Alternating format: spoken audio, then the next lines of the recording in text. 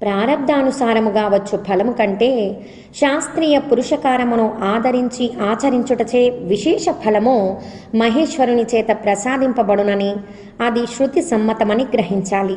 సత్ఫలము ధర్మము వలనాని కొందరు, ఈశ్వరుని వలనాని కొందరు చెప్పినా కర్మాచరణ చేయక ఊరక కూర్చున్నచో ఈశ్వరుని నుండి ఫలము లభించునని తలపోయుట వ్యర్థము. పరమార్థ దృష్టితో చూచినచో ఫలమునిచ్చుటకు శివుని కన్నా మరొకటి లేదు. ఋగ్వేద శృతి శాఖా భేదముల పారాయణ వల్ల ఫలితములలో భేదముండవచ్చును. సంకేతము వలన ఫలోత్పత్తిని ఊహించినా అది పెక్కు విషయములందు వ్యాపించి ప్రమాణభూతముగా పరిణమించును. ఫలము శృతి వల్లను ఈశ్వరుని వల్లను కలుగునని చెప్పుటలో వైవిధ్యమేమీ లేదు. శృతియే ప్రమాణము. ఈశ్వరుడు దానిని సార్థకపరచు చైతన్యమూర్తి. ఆనందమయ ప్రాధాన్యము శృతి శీర్షములకే సిద్ధమగును. శబ్దమునకు అర్థముతో గల సంబంధమును బట్టి విచారణ చేసినను శివుడే ఫలప్రదాత. శృతి దానిని ప్రమాణీకరించు సాధనము అని తేలును. శ్రేష్టమైన శృతి ప్రమాణము చేత ఇతర విశేష కథనములను ప్రమాణీకరించుకొనుట చేత కలుగునటువంటి ఫలము శృతి పఠనము చేయకున్నా దానిని అనుసరించు వారి చరితలను బట్టి ప్రవర్తించినా కూడా ఫలితము సిద్ధించును. జ్ఞాన వాక్కులచే ధ్యానమునో ఉపాసననో ధర్మమునో ప్రమాణీకరించుకొని పరమేశ్వరునిపై భారము వేసి సద్గతికి ఉపక్రమించినచో కలుగు పరమ ప్రయోజనము జ్ఞానము. ఆపై శృతి వాక్కులలో వైవిధ్యముండదు.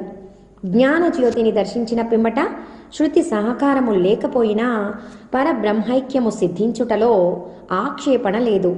జ్ఞానము చేత పరతత్వ సిద్ధియేగాక లౌకిక కార్యసిద్ధి కూడా కలుగును. వేద ప్రమాణము చేత అనుమాన ప్రమాణము చేత ఆత్మస్వరూపమును పరులకు బోధించునప్పుడు సగుణముగాను స్వీయ ఉద్ధరణ విషయములో నిర్గుణముగాను అవగతమగును. లౌకిక విషయములలో వలనే ఆధ్యాత్మిక పద్ధతులలో కూడా ఆత్మస్వరూపము అందరకు ఒక విధముగానే బోధపడదు. అధికారమును బట్టి అనేక రీతుల స్ఫురించవచ్చును. ఆధ్యాత్మిక ఫలము అంతా సాధించినట్లే అని తోచుట కేవలము భ్రమ. హెచ్చరిక సదా ఆవశ్యకము. ఈ విషయము ఆచారమంతులై ధర్మమును అంటిపెట్టుకొని నిత్యాగ్నిహోత్ర సమారాధనము ఆచరించు వారి విషయములలో కూడా వర్తించును. ఆరాధనా లోపము వలన ఫలితమునందు కూడా లోపము సంభవించుట సామాన్యమే. సిద్ధి విషయములో ద్వైత భేదమునకు కారణమును అన్వేషించుట తప్పదు. కర్మ ఫలముగా చూచిన ఈ అసమానత సర్వత్రా దర్శనీయమే. శృతి బలము చేత యజ్ఞాతుల నిర్వర్తనకు ఫలితముగా స్వర్గాది ఫలములందు కూడా ఈ వైవిధ్యము తప్పదు. అట్టి స్థితిలో సర్వోత్కృష్టమైన ఆత్మ విషయంలో ఆదిలోనే అంత్యసిద్ధిని అపేక్షించుట హాస్యాస్పదము. విగుణరహితముగా కర్మాచరణమును ఆచరించవలెనను భావమును ఈశ్వరీయమైన విషయములలో కూడా తప్పనిసరి. సద్భావమును భావించుకొద్దీ అనుభావములో శ్రేష్టత సోపాన క్రమముగా గోచరించును. యజ్ఞాచరణమునకు ప్రేరకమైన వేదమంత్రములు వానికి అనుబంధములైన అంగములను సక్రమముగా నిర్వర్తించినచో క్రతువు యొక్క అమేయ ఫలసిద్ధి దర్శనమగును. కర్మాచరణమునకు సిద్ధించు పరమ ఫలము యొక్క దర్శనములోనూ ఇట్లే ఒక్కోసారి విషయ ఫలము సిద్ధించుట అసంభవము కాదు. మనము కోరనిది ఫలితముగా లభించినప్పుడు దానిని గ్రహించనని భీష్మించుట నిష్ప్రయోజనము. కర్మను ఎంత జాగ్రత్తగా ఆచరించినా వైగుణ్యరహితముగా తీరుట మన చేతిలో లేదు. కాబట్టి ఏదో ఒక ఫలసిద్ధి లభించుట చాలు అని తృప్తి పడరాదు. లోకము అవిద్యామయమని శాస్త్రముల మహాత్ముల వచనము. విద్యాబలముతో ఆ అవిద్యను ఎదుర్కొని పరమేశ్వర దర్శనము సాధించు విషయములో తొందరపాటు పనికిరాదు. శాస్త్రము అనుభవములలో దోషము సంభవించినా సరిదిద్దుకోవలెను. అది వీలు కానప్పుడు ఇతరులను నిందించక ఉదాసీనత అవలంబించవలెను. శాస్త్రములో దోషముండుట అసంభవము. అజ్ఞానము చేతనో సమన్వయ శక్తి లోపము చేతనో దోషము గోచరించిన దానిని సంస్కరించు ఉపాయము తోచక భగవద్ విషయములో ధర్మలోపము ఉన్నట్లే కనబడ్డను అది భ్రమాజనితమే. బుద్ధి వైఫల్యమునకు చెందినదే. స్వదోష ఫలమే. శాస్త్రానుభవములకు పరస్పర సమన్వయము లేనప్పుడు అధిష్టానమైన పరమాత్మలో దోషముండుట అసంభవము కనుక దాని కల్పనమును ఏదో రకముగా తొలగించుకోవలను. పరమాత్మ సర్వజ్ఞము, భోగరహితము. ఆ విషయంలో రాజీపడుటకు లేదు. విశ్వ సృష్టికి కారణము పరమాత్మయే కానీ వ్యక్తి కాదు. కనుక తాత్కాలికముగా తోచు అనుపపత్తులు అనుభవము పెరిగే కొద్దీ తమంత తామే పరిష్కరించబడతాయి. వాయు ఆకాశ ప్రాణ విషయములలోని దోషములు క్రమముగా నిషిద్ధ స్థితిని పొంది క్రమముగా శుభస్థితిని చెందగలవు. అనుపపత్తులు గోచరించినా అది అప్రధానమే. వేరువేరు శృతి వాక్యములలో కల్ప భేదములచే వేరువేరు విధానములున్నట్లు గోచరించుట సహజమే. కార్యమైన జగత్తుకు కారణమైన ద్రవ్యమునకు సమన్వయము సాధించుట శబ్ద ప్రమాణము వలన బ్రహ్మమందే పొసగును. వేదవాక్కులలో అసమ్మతమైన విశేషములు వినబడినను పర్యవసానమైన జ్ఞానములో శివతత్వమే రూఢమగును. లోకములను అందలి భూతములను సృష్టించుటకు శివశక్తియే సమర్థమైనది. అది ఏ అసంభవమైనచో ఈ జగత్తు యొక్క సృష్టియే పొసగనట్లగును. సృష్టి నిరంతరాయముగా నిర్దిష్టముగా పొసగుట అందరూ ఎరిగినదే. కాబట్టి శాంభవ జ్ఞాన విశేషములో వస్తుతః ఏమాత్రము దోషము దొర్లదు అనుటకు సందేహము లేదు. శృతి ప్రోక్తమైన జ్ఞానమును చాపముగా చేసి వాయు సహాయముతో ఆకాశము వంటి బహుసూక్ష్మమైన ఆత్మను లక్షీకరించి అటు వేదమునకు ఇటు అనుభవమునకు సమన్వయము కల్పించుకొని సర్వేశ్వర సాక్షాత్కారము సాధించవలెను. వైపరీత్య సంభవములలోనూ ఒక క్రమమున్నది. వానిని శృతి ప్రామాణ్యముతోనూ విజ్ఞానముతోనూ క్రమముగా తొలగించవచ్చును. ఆత్మ విషయములో ఎట్టి విపరీతము సత్యము కాదు. ఆత్మ సర్వాంతర్యామి కాబట్టి అట్టి విపరీతమే నిజమైతే అది సర్వత్రా కనబడవలెను.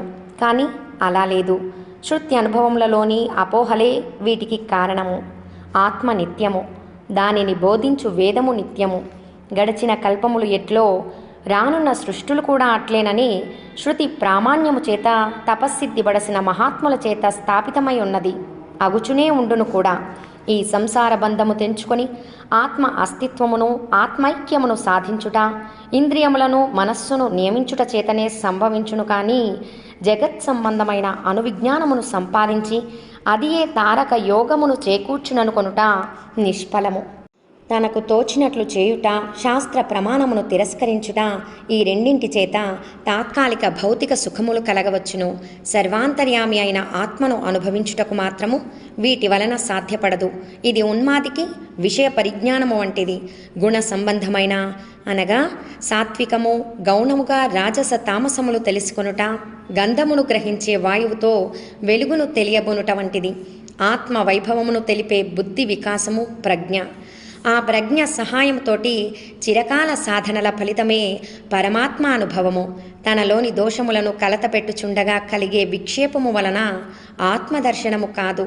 ఏ కార్యానికైనా ఏకాగ్రతయే ముఖ్య సాధనము. విషయము, ఇంద్రియము, మనస్సు, బుద్ధి సమాంతరముగా పనిచేసినప్పుడే కార్య సాఫల్యత. అంతవరకు జరిపే కృషి అప్రధానమే. భౌతిక జగత్తు చలనశీలమగుటకు చైతన్య విధానమైన ఆత్మ యొక్క సర్వవ్యాపకత్వమే కారణము. అది గుర్తించనంత వరకు సాధకుడు ఫలానుభవ విషయములో విముఖుడవుతుంటాడు. సాధకునికి అన్ని దశలలోనూ శృతి ప్రామాణ్యమే చుక్కాని. సమాధి దశలో పరిసర వికల్పములు నిర్వికల్పతకు భంగకారులు. దీనిచే నైరాశ్యము కలగవచ్చును. దీనికి తోడు దేవతలు సైతము అతనిని దారి తప్పించుటకు విఘ్నములు క్షోభలు కల్పించవచ్చును. గురు కటాక్షముచే లభించిన శ్రేష్ఠ మంత్రమును ఉపాసించుట ద్వారా అమోఘమైన భగవతి కటాక్షము లభించి పరమార్థము కలుగును. శరీర విలయములోపునే ఈ కైవల్య స్థితి కలుగవలే. అట్లు కానిచో ఈ బాధ్యత తరువాత జన్మలో పడును. ఆత్మ నిర్వికారమై దేశకాలాతీత స్థితి కలది. లౌకిక సంబంధములున్నట్లు కనబడినా నిజానికి లేనే లేవు. పరరూపము ధరించినట్లు కనబడుట భ్రాంతి లేక ఆభానయే. ఆత్మ నుంచి జరిగే కిరణ ప్రసారము చేతనే జడ ప్రకృతి చైతన్యపూర్ణమగుట. ఇక ప్రకృతి జడత ఆత్మకు అంటుకునే మాటే లేదు. ఆత్మ ఆకాశము వలె అంతటను చొచ్చుకొని ఉన్నది. దేశకాల భేదముల వల్ల ఎలాంటి భిన్న రూపము కలగదు. అది స్వయముగా శక్తివంతము చైతన్యవంతము కదా. దానిని సంచలనపరిచే మరొక ప్రాణం ఎక్కడున్నది?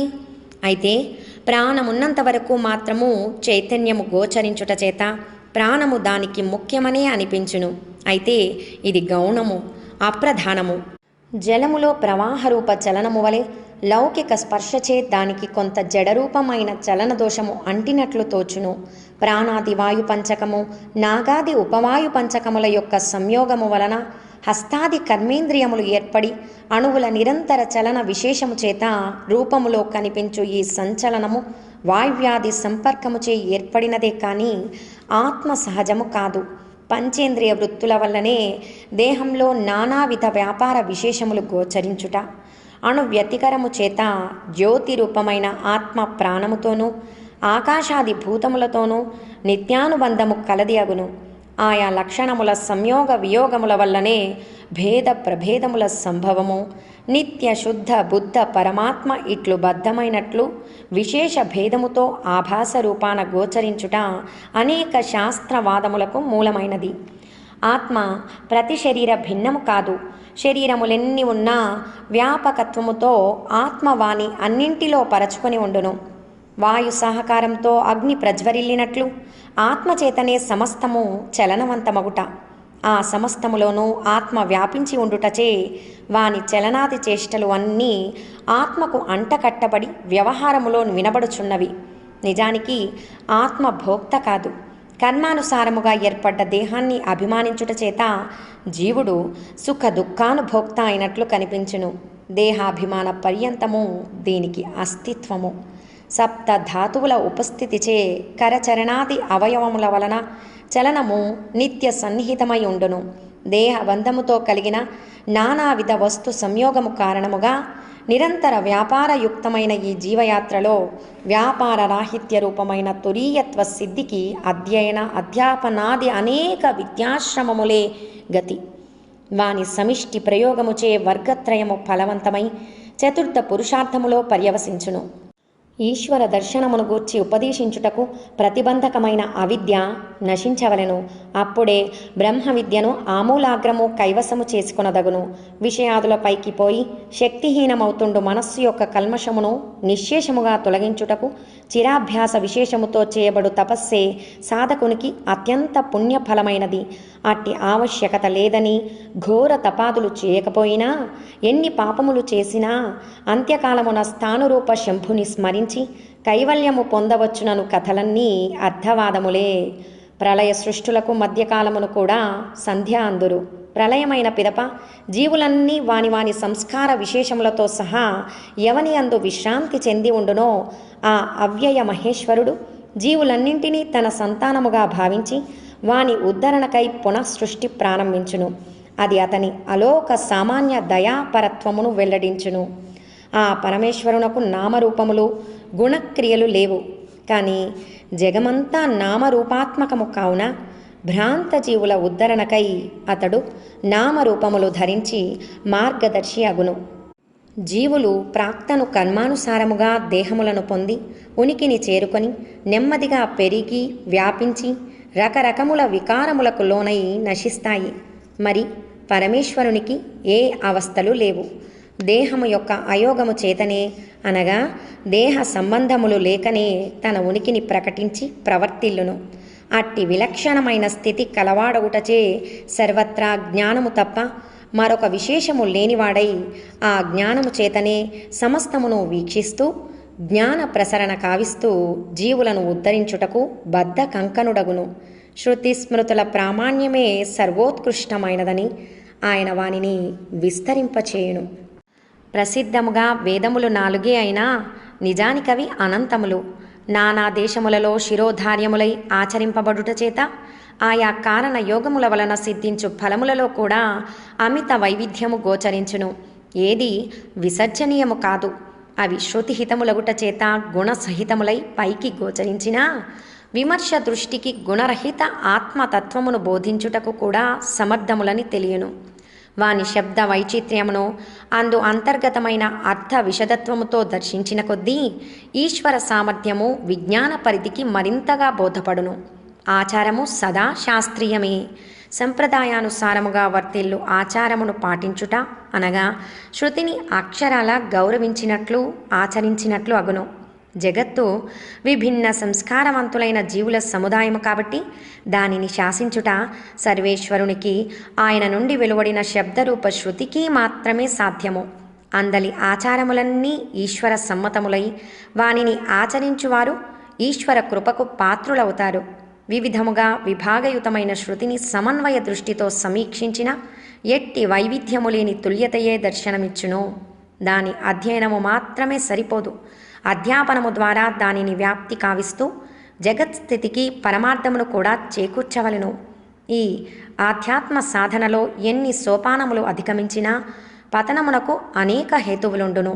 అసిధారా వ్రతము ఇది అని మహాత్ముల హెచ్చరిక అనుస్మరణీయము. నిరంతరము జాగరూకత, సంయమనము, ఆత్మావలోకనము ఆవశ్యకము. జ్ఞానాభ్యాసములో పురోగమిస్తూ కర్మానుష్ఠానమును విడువక చిత్తశుద్ధి శ్రద్ధాభక్తులతో ఆచరించుచుండవలెను. ప్రాణములున్నంత వరకు దేహరక్షణ కొరకు ఆహారమును స్వీకరించినట్లు శృతి ప్రోక్తములైన కర్మలను కూడా ఆచరించవలెను. అప్పుడే కర్మ జ్ఞాన మార్గములలో నిష్ఠురముగా ప్రవర్తించు కారణము భంగమై సిద్ధి లభించును. సిద్ధికి ముందు కర్మ పరిపాకమై వీడిపోయినచో శుభపరిణామమే, కానీ స్వప్రయత్నముతో కర్మను వదలరాదు. అట్టి హేతువు కన్నా కర్మ అప్రయత్నముగా స్వయంచ్యుతమైనప్పుడు కలుగు అభయభావము గొప్పది. దేనికైనా సాధన సాధ్యమైన అధికారమే నిర్ణయించున్నది.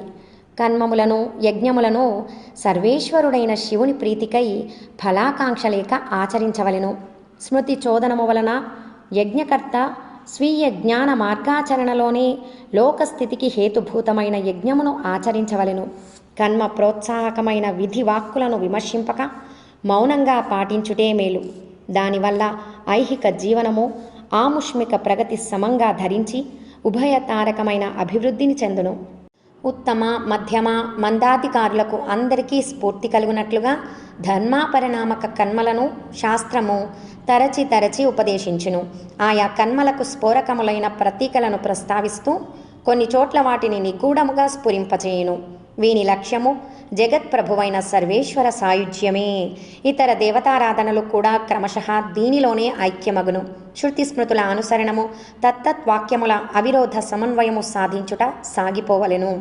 ఆధ్యాత్మిక మార్గంలో ఆటంకములు ఎదురైనప్పుడు లౌకిక విషయ పరాయణత ఒక వంక, దాని నాశము మరొక వంక కనబడి జ్ఞానసిద్ధికి ఇంకనూ యోగ్యత చేకూరలేదేమోనన్న అవస్థలో కూడా ఆధ్యాత్మిక రంగములోని వైభవము, సాంసారిక జీవనములోని నిస్సారత్వము తేటపడి సాధకుడు చరమ పురుషార్థము వైపే మొగ్గును. కర్మ మార్గములో సకలాభీష్ట ప్రదాయిని అయిన అగ్నికార్యమును మొదలుపెట్టని స్థాయిలో కూడా అపవర్గ స్థితినే లక్ష్యముగా పెట్టుకొని పురోగమించును. లౌకిక ప్రవృత్తులలో పరస్పర వైరుధ్యము కానవచ్చినప్పుడు సాధకుడు లౌకిక రంగమునకు ప్రాధాన్యతనీయక అన్ని విద్యల కళల పరమార్థము ఈశ్వరుడే అని గుర్తించి మనస వాచ మోక్షాపత్తినే ప్రశంసించవలెను. వాసనాక్షయమై మనోనాశము సిద్ధించుదాకా మోక్షకాంక్షయే ప్రధాన పాత్ర వహించును. ప్రత్యక్షము అనుమానము శబ్దము ఉపమానము మొదలైన ప్రమాణముల ఆధారముగా జన్మల నుండి సంక్రమించిన సంస్కార మాలిన్యము మనసుకు పట్టి ఉన్నదన్న సంగతిని ముందు సాధకుడు గ్రహించాలి. దానిని ప్రక్షాళనము చేసుకొను ప్రక్రియలో సాంసారిక వాసనల వలన తాపమును అలౌకిక మార్గానుసరణలోని శ్రాంతిని చక్కగా పోల్చుకొని శాంతి మార్గము వైపు సాగిపోవుటయే సాధకుని ప్రకృష్టతకు నిదర్శనము. అఖండ దివ్య సంస్కార భాజనుడైన మహాత్మునికి కలుగు అనుభూతులన్నీ శృతి ప్రమాణమునకు తగినవే. శృతి స్మృతులను అతడి జన్మలో పరిశీలింపకున్నా అట్టి పరిశ్రమను గత జన్మలలో క్షుణ్ణముగా చేసి ఉన్నాడు. ఇక ఇప్పటి అనుభవములు ఆ బోధను స్మరింపచేస్తుంటాయి. ఈ సందర్భంలో శుక మహర్షి యొక్క నివృత్తి మార్గమే అందరకు ఆదర్శప్రాయమైనది. శృతియే నివాళి పట్టే అట్టి సిద్ధుడు దక్షిణాయనములో దేహము చాలించినా ప్రగాఢమైన అలోకమును దర్శిస్తూ శ్రేష్టమైన ఆ దిక్కుకే పయనించును. యోగులంగీకరించు అర్చిరాది మార్గములో ప్రయాణించి వాయు సహకారముతో వరుణుని చేత ఉజ్వల మహత్వమును చూరగొంటాడు. సమస్తమును అతిక్రమిస్తూ శృతి ప్రామాణ్యములకు కలిగే ప్రతిబంధకాలను తొలగించుకొని పరమ ఫలమును ప్రాపించు ప్రయత్నమును పట్టు విడువక సాగించవలెను. ఆధ్యాత్మిక రంగములో శృతి ప్రమాణముదే అగ్రతాంబూలము, స్మృతి దానిని అనుసరించును. ఇవి రెండు అంతర్దర్శనమునకు తోడ్పడుతవి. ఏ అభ్యుదయమునకైనా శరీరము ఉండి తీరవలెనన్నది నిర్వివాదము. శరీరమే ప్రగతికి ప్రతీక. సాధనకు ఆధారము కాగా, శృతి స్మృతులు నడిపించే స్ఫూర్తి కారణములు కాగా, సంసారమునందే తగులుకొని అలుక్కొని పోక విశేష ప్రామాణ్య దృష్టిని అవలంబించాలి. ఈ కృషిలో తాత్కాలికమైన భౌతిక సంపద కన్నా ఈశ్వర ఆధ్యాత్మిక ధనము శ్రేష్టమని దృఢపడగా అది లభిస్తుంది. ఇక బుద్ధిని అంతకన్నా నిమ్నమైన స్థాయిని స్పృశించనీయక ఎడతెగక అట్టి నిష్టనే అవలంబించుట చేత ముక్తి స్థిరమగును. ఆత్మ సదా స్వయం ప్రకాశమే. అజ్ఞానావరణ కారణంగా కొంత మౌఢ్యము సంధిల్లును. దానిని తొలగించు ప్రక్రియ ముక్తి సాధనలో ప్రధాన భూమిక వహిస్తుంది. బ్రహ్మం మహాకాశము, ఆత్మ దాని చిదంశము. బ్రహ్మ భావన చేత ఆత్మ మరింత చైతన్యవంతమై బ్రహ్మ వలనే పూర్ణమైన జగత్తును చైతన్యవంతముగా కనుగొని ఉభయత్రా తేజోమండలమునే దర్శించి ఏకీభావమును పొందును. పరమాత్మకు చేరువయ్యే కొద్దీ భౌతికము, తాత్కాలికము, దుఃఖ మిశ్రితము, ఖండానంద కలితము అయిన సాంసారిక అనుభూతిపై అపేక్ష సన్నగిల్లును. ఎంత ఉన్నతి సాధించినా అప్రమత్తత ఆవశ్యకము. కానిచో యోగ భ్రష్టత కలుగును. అయితే చేసిన కృషి నిష్ఫలము కాక ఒక సోపానమై మరుజన్మలో సాధనా స్థితికి తోడ్పడును. ఈ రంగములో ఉన్నతిని సాధించే కొలది తనకు మార్గదర్శకమైన శృతి స్మృతులు, గురువు ఉన్నను సాధకునకు నిర్ణయము తీసుకున్న విషయంలో స్వాతంత్ర్యము, తద్రీత్యా బాధ్యత హెచ్చును. బ్రాహ్మీ భావన ప్రత్యక్షమవుతూ గురూపదేశము తోడవగా జగద్భావన క్రమేపీ నశించి ముక్తి కరతలామలకమవుతుంది. అప్పుడప్పుడు తోచే కించిత్ భావనలు అభాసయే అగును. అలా బ్రహ్మము అనుభవగోచరము కాగా అది నిష్ఠ అయ్యే వరకు ఆత్మ పరమాత్మలో లీనమగుట, వెలివడుట మొదలైనవి ఒక్కోసారి విపరీత దృష్టిని కలిగించవచ్చును. అప్పుడు కూడా శృతి అతనికి సన్మార్గమును చూపి రక్షించును. ఆ స్థితిలో బుద్ధి వేదవాక్ సహకృతమై ఇక వెనుచూపు లేని ఆత్మావలోకన పరిణతిని పొంది జ్ఞానము ఫలించును. ఇక్కడ భోగప్రీతి పూర్తిగా నిషేధము. శరీరము రొష్టుపడినప్పుడు ఆ ప్రారబ్ధాన్ని తప్పించే ప్రక్రియ లేదు కనుక భోగాపేక్ష కలిగిన అంతకుముందు మాన్యతనందిన మనస్సు హఠాత్పతనమును నివారించును. పరమాత్మ దర్శనం తర్వాత పునరావృత్తి కలగదు. అప్పుడు దేహము ప్రారబ్ధ వశమున మిగిలి ఉంటే కొన్ని కర్మలు చేయుట తప్పనిసరి. శృతి విహితములైన వాటిని నిస్సంగముగా చేయాలి. నిరంతర శివనామ స్మరణ చేత స్థితి ఔన్నత్యములో హెచ్చుతగ్గులుండవు. ఆత్మ సాక్షాత్కారమును గూర్చిన సూత్రములు మధ్య మధ్యలో సంభవించు సంఘటనలను బట్టి పురోగతికి తిరోగతికి కూడా ఉభయ సామాన్యములుగా కనిపించవచ్చును. అటువంటప్పుడు లౌకికము వైపు మొగ్గిన విశేషమైన ఆకర్షణ కలుగును. దానికి లోనైతే ముక్తి చేజారినట్లే. కనుక దానికి దీనికి ఉభయ సామాన్యంగా తోచే అనుభూతి అవస్థలో జాగ్రత్తను అవలంబించాలి. స్కందుడు నేత్రత్రయ విశిష్టమైన ముఖముతో కూడిన పరమేశ్వరుని సుచరిత్ర రూపమైన ఈ విశేషము వేద సూక్తములు, అర్ధవాదములు, త్రయీతనువుగా ప్రసిద్ధుడైన సూర్యభగవానుడు మూల స్తంభములుగా విరాజిల్లు ఈ శివమార్గమును మునులు అవలంబించి ఉత్తీర్ణతను సాధించిరి. వారి అనుభవములకు స్ఫోరకముగా ఏర్పడ్డ సూక్తములే ఆనంతరిక సాధకులకు సూత్రములై వారికి మార్గదర్శకములైనవి. అవి బుద్ధి కుశలతతో బోధించినవి కావు. బుద్ధి లౌకిక పరిధిని అతిక్రమించి ఈశ్వర సాన్నిధ్యమును చేరుకొనుటలో లగ్నమైనప్పుడు దాని నుండి ప్రసారితమైన సాంకేతిక విశేషములు లోకోత్తర జ్ఞానమునకు చోదకములు అగును. జ్ఞాన విషయములో అవి ఉత్కృష్టమైనవైనా భక్తిని తృణీకరింపవు. భగవత్పాద సేవానిరతిని ప్రోత్సహించి వినయపూర్వకముగా నమస్కృతి ప్రబోధకములగుచునే ఉండును. ఇటులా శ్రీ శివరహస్యమున శంకర అను 6వ అంశమునందు రుభునకు శివుని సూత్రోపదేశమను 2వ అధ్యాయము.